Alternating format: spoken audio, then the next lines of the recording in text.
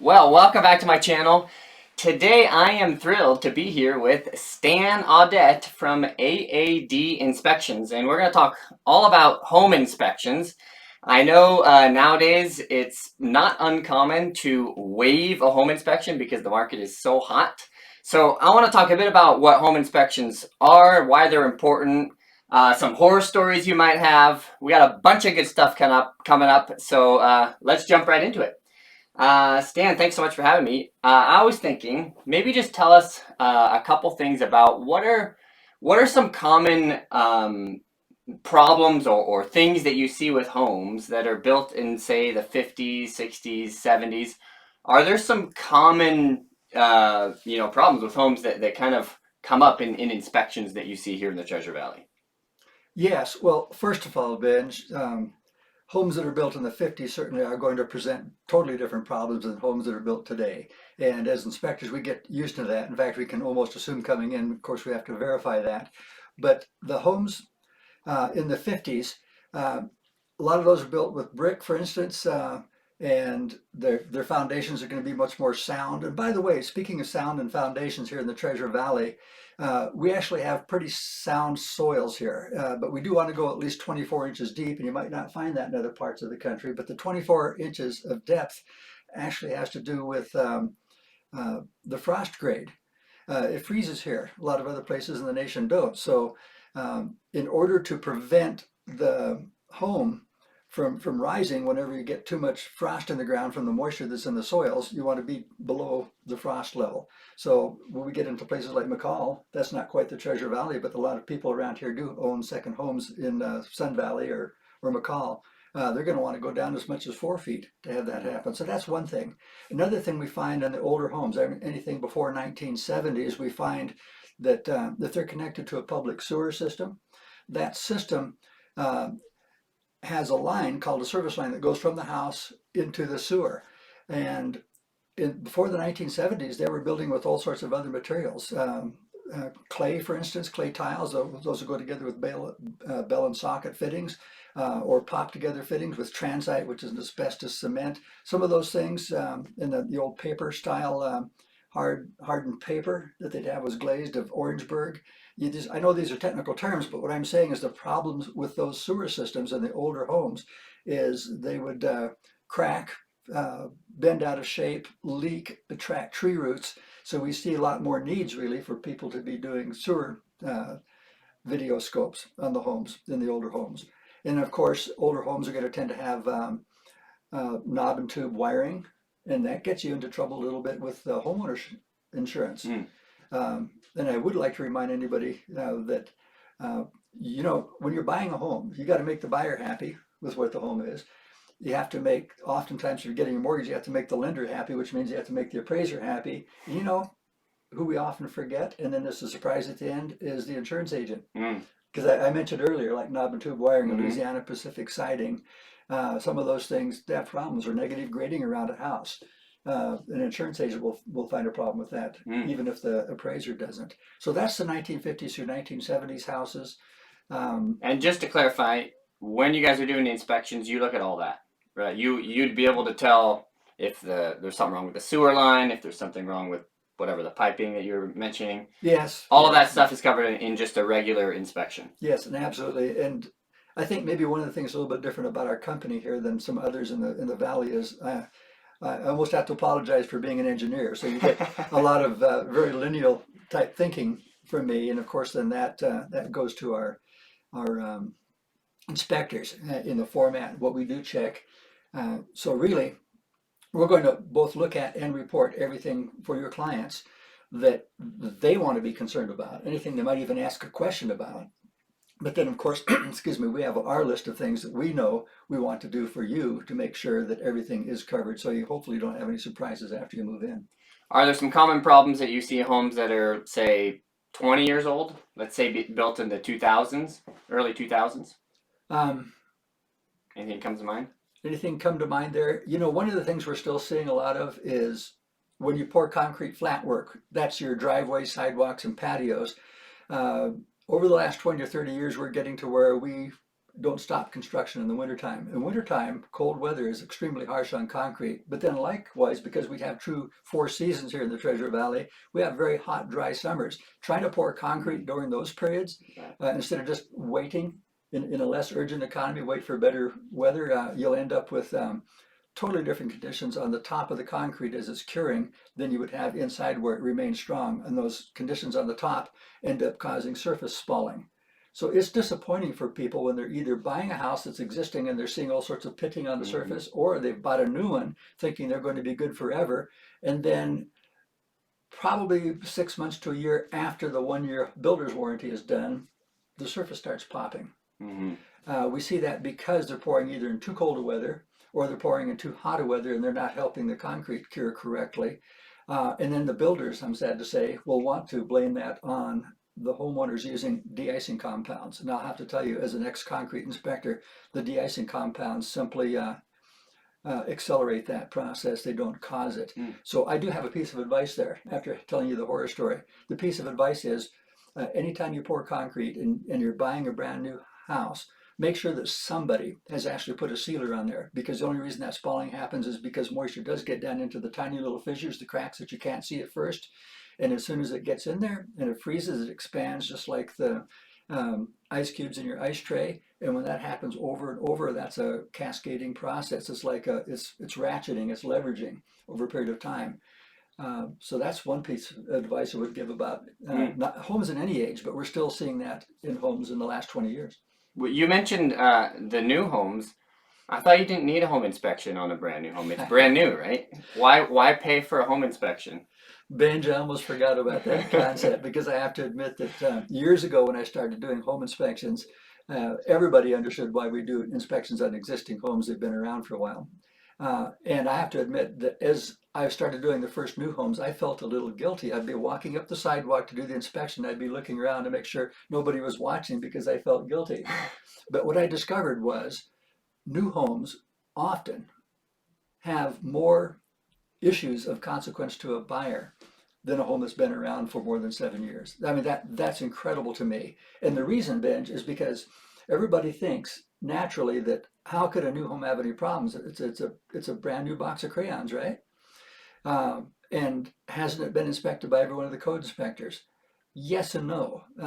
Code inspectors often don't slow down very much before they even go by the house and either pass it or fail it, because they have so much on their plate. I don't mean to be negative about code inspectors, but code inspectors are not representing individuals. They're representing the public at large, and they don't have the degree of responsibility as home inspectors have. They have a lot of authority, but no direct responsibility to individuals. So if they fail to find something, you cannot sue them. You cannot sue City Hall, so to speak.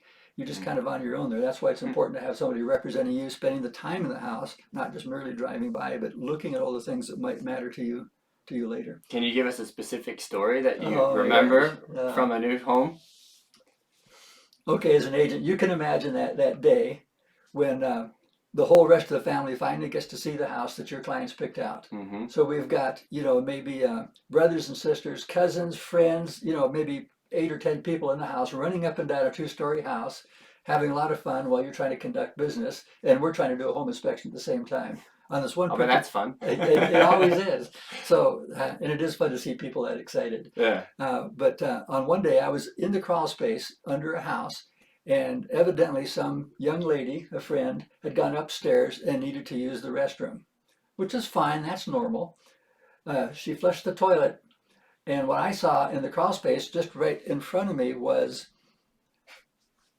water whooshing out into the crawl space, past me into the crawl space.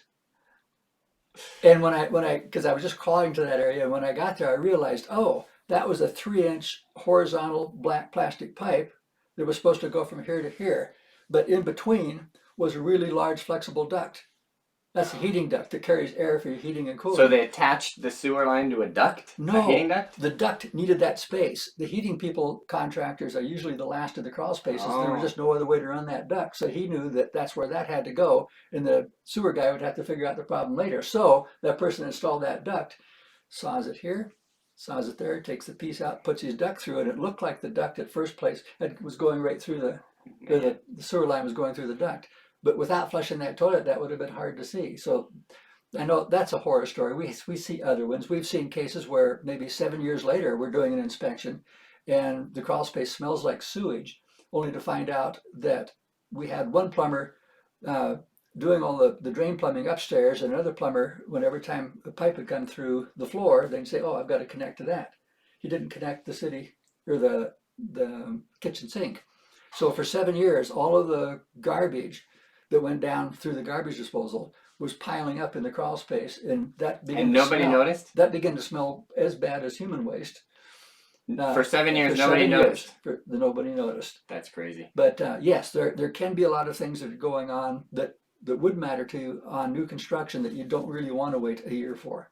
And speaking of which, to me, in my heart, if I was advising family members on when to get an inspection for a new house construction, to me, it doesn't matter whether you do it as you're moving in or whether you perhaps do it at the 11th month.